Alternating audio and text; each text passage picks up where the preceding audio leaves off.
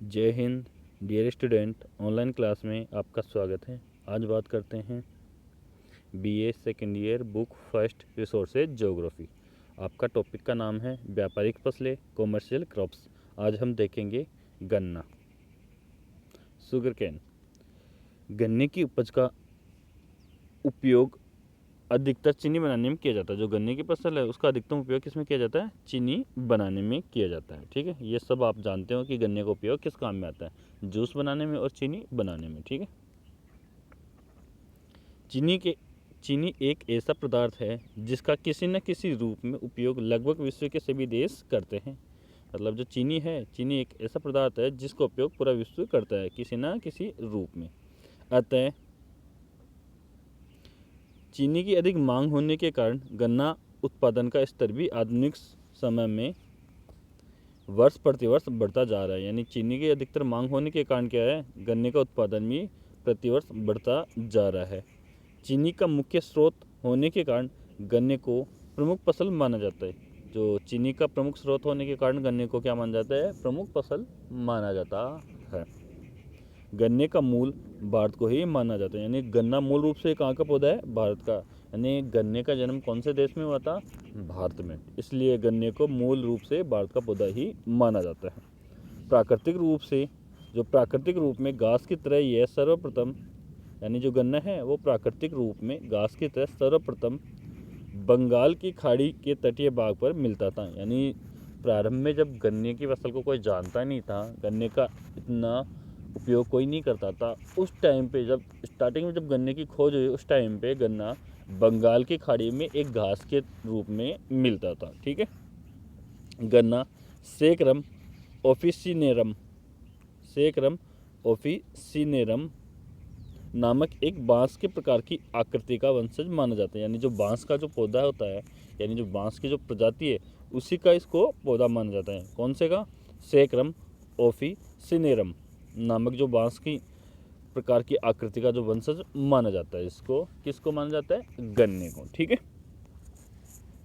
आगे देखिए, गन्ना उत्पादन की भौगोलिक दशा। यानी जो गन्ना उत्पादन के लिए कौन कौन सी भौगोलिक दशाओं की आवश्यकता होती है वो देखेंगे हम। ठीक है, तो सबसे पहले देखिए आप, गन्ना मुख्य रूप से उपोष्ण कटिबंधीय जलवायु में उत्पन्न होने वाला फसल है।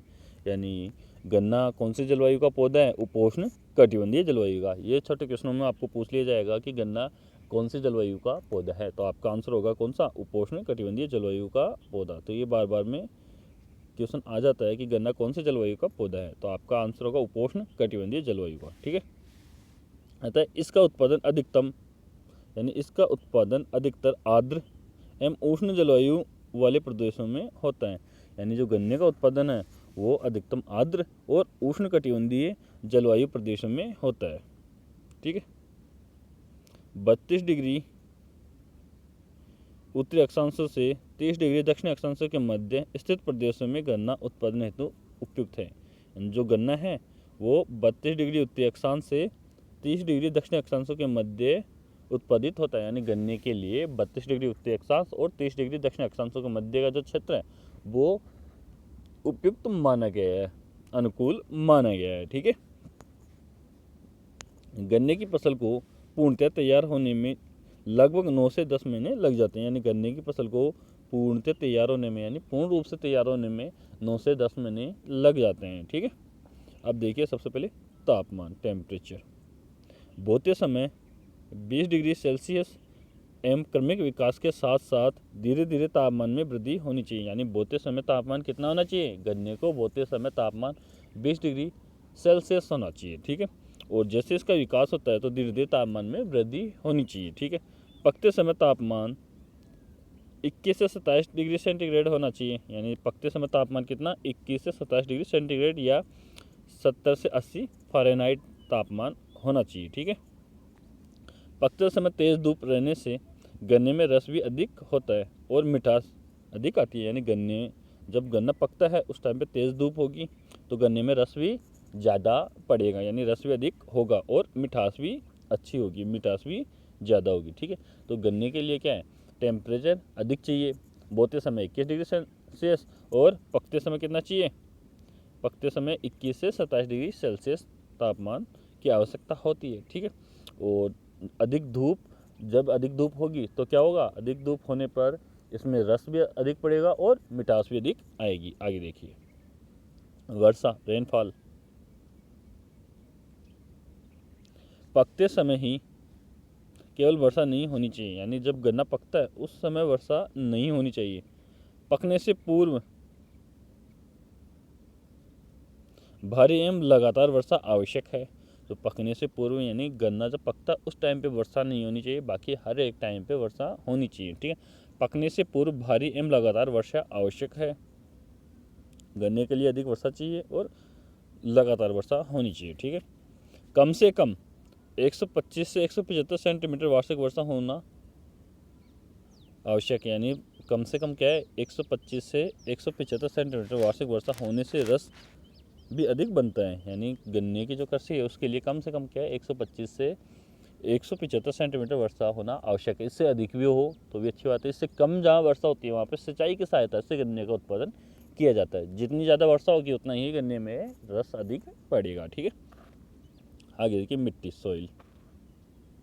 गन्ना उत्पादन हेतु फास्फोरस तत्व युक्त गहन उपजाऊ मिट्टी की आवश्यकता होती है। यानी गन्ना उत्पादन हेतु फास्फोरस तत्व युक्त गहन उपजाऊ मिट्टी होनी चाहिए। ठीक है, जिसमें काली लावा मिट्टी, ठीक है, चिकनी दोमट एवं कांप मिट्टी गन्ना उत्पादन हेतु उपयुक्त मानी जाती है। जो आपकी काली मिट्टी है जो दक्षिण भारत में मिलती है, इसलिए दक्षिण भारत में गन्ना अधिक होता है। ठीक है, और जो कांप मिट्टी है जैसे उत्तर प्रदेश, गंगा के मैदान, इन क्षेत्रों में जो काप दोमट मिट्टी है इसमें ये मिट्टी अधिक पाई जाती है, इसलिए उत्तर प्रदेश भारत का सर्वाधिक गन्ना उत्पादन राज्य है। यानी सर्वाधिक गन्ने का उत्पादन करता है कौन सा राज्य, उत्तर प्रदेश। ठीक है, जबकि प्रति हेक्टेयर उत्पादन की दृष्टि से पश्चिमी बंगाल है।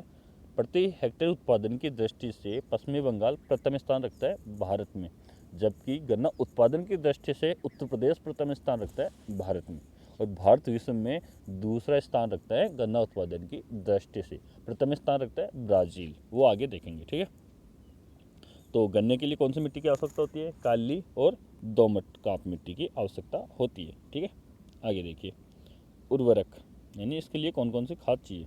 ठीक है, फर्टिलाइज़र।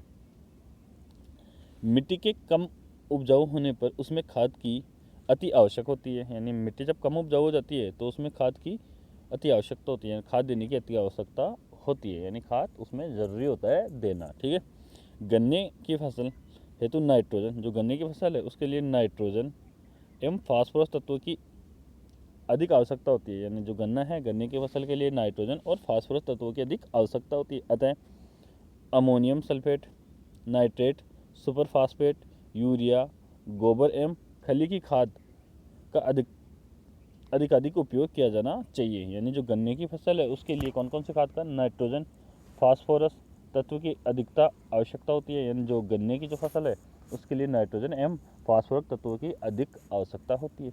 इसके लिए कौन कौन सी खाद देनी चाहिए, देखिए आप, ammonia sulphate, nitrate, super phosphate, urea, गोबर और जो खली की खाद होती है उसका अधिक उपयोग किया जाना चाहिए। यानी खली की खाद, ammonia, nitrate, super phosphate, urea और गोबर की खाद, इनका अधिक से अधिक गन्ने की फसल में उपयोग किया जाना चाहिए।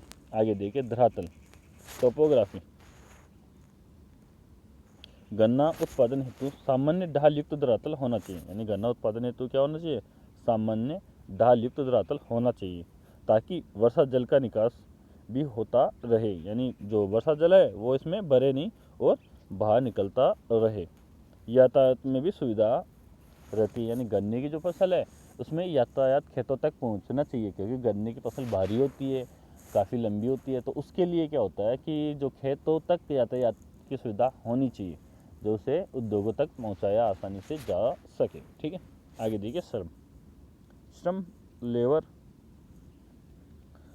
गन्ने की फसल हेतु रोपाई, निराई, गुड़ाई, कटाई आदि कार्यों को करने हेतु सस्ते और अधिक श्रम की आवश्यकता होती है। जो गन्ने की फसल है उसकी जो रोपाई होती है, निराई, गुड़ाई और कटाई, सभी कार्यों के लिए श्रम की आवश्यकता होती है, और श्रम भी कितना, सस्ता और अधिक मात्रा में, क्योंकि सस्ता श्रम होगा तभी किसान अधिक से अधिक लाभ उठा सकता है, और अधिक श्रम होगा तभी तो श्रम सस्ता होगा। तो इसलिए इसके लिए क्या है, अधिक श्रम और सस्ते श्रम की आवश्यकता होती है। इसीलिए तो जो गन्ने की फसल उष्णकटिबंधीय क्षेत्रों में बोई जाती है, जहाँ पे विश्व की सर्वाधिक जनसंख्या पाई जाती है। आगे देखिए, विश्व में उत्पादन एवं वितरण, यानी विश्व में गन्ने का उत्पादन एवं वितरण। विश्व में गन्ने का वार्षिक औसत उत्पादन लगभग 9,000 से 10,000 लाख टन होता है। यानी विश्व में जो गन्ने का वार्षिक उत्पादन कितना होता है? 9,000 से 10,000 लाख टन होता है। ठीक है। प्रमुख गन्ना उत्पादक देश ब्राज़ील, भारत, क्यूबा, चीन, मेक्सिको, पाकिस्तान, संयुक्त राज्य अमेरिका आदि है, जहाँ विश्व के लगभग 90% गन्ने का उत्पादन होता है। मतलब कौन कौन से देश में? ब्राज़ील, भारत, क्यूबा, चीन, मेक्सिको, पाकिस्तान, संयुक्त राज्य अमेरिका, ये सारे देश मिलकर विश्व का 90% गन्ने का उत्पादन कर देते हैं। ठीक है। आगे देखिए, विश्व के प्रमुख देशों में गन्ना उत्पादन की प्रगति, यानी गन्ना उत्पादन में कौन कौन से देश अग्रणी हैं। प्रथम स्थान रखता है ब्राज़ील, यानी विश्व में गन्ना उत्पादन की दृष्टि से प्रथम स्थान ब्राज़ील रखता है। यानी विश्व में सर्वाधिक गन्ने का उत्पादन कौन सा देश करता है? ब्राज़ील। दूसरे नंबर पे आता है भारत, हमारा भारत। भारत विश्व में गन्ना उत्पादन की दृष्टि से दूसरा स्थान है। यानी गन्ना उत्पादन की दृष्टि से भारत कौन सा स्थान रखता है? दूसरा। तीसरे नंबर पे आता है चीन। गन्ना उत्पादन की दृष्टि से चीन तीसरा स्थान रखता है। फिर आता है थाईलैंड। थाईलैंड गन्ना उत्पादन की दृष्टि से कौन सा स्थान रहता है? चौथा स्थान रखता है। और फिर आता है लास्ट में पाकिस्तान। पाकिस्तान गन्ना उत्पादन की दृष्टि से पाँचवा स्थान रखता है। ठीक है। तो ये गन्ना उत्पादन की दृष्टि से जो 5 देश थे जो विश्व में सर्वाधिक गन्ने का उत्पादन करते हैं। पहले पे कौन था? ब्राज़ील, दूसरे पे भारत, तीसरे पे चीन, चौथे पे थाईलैंड और पाँचवें पाकिस्तान। ठीक है। भारत में गन्ना सर्वाधिक उत्तर प्रदेश उत्पादन करता है, जबकि प्रति हेक्टेयर उत्पादन कौन करता है? पश्चिमी बंगाल। ठीक है। भारत में गन्ने का विकास अब दक्षिण की तरफ ज़्यादा होने लगा है। यानी दक्षिण की तरफ क्या है? गन्ने की जो कृषि है उसके लिए लोगों में जागरूकता आई है, इसलिए गन्ने का जो उत्पादन है वो साउथ इंडिया यानी दक्षिण भारत से अब अधिक होने लगा है। यानी उधर गन्ना अधिक बोया जाने लगा। क्यों? क्योंकि वहाँ पे कौन सी मिट्टी मिलती है? काली। जबकि उत्तर प्रदेश में कौन सी मिलती है? दोमट और काप मिट्टी। ठीक है। इसलिए गन्ने की फसल का उत्पादन आसानी से किया जाता है। जय हिंद। आज के लिए इतना ही, आगे बात करेंगे नेक्स्ट वीडियो में।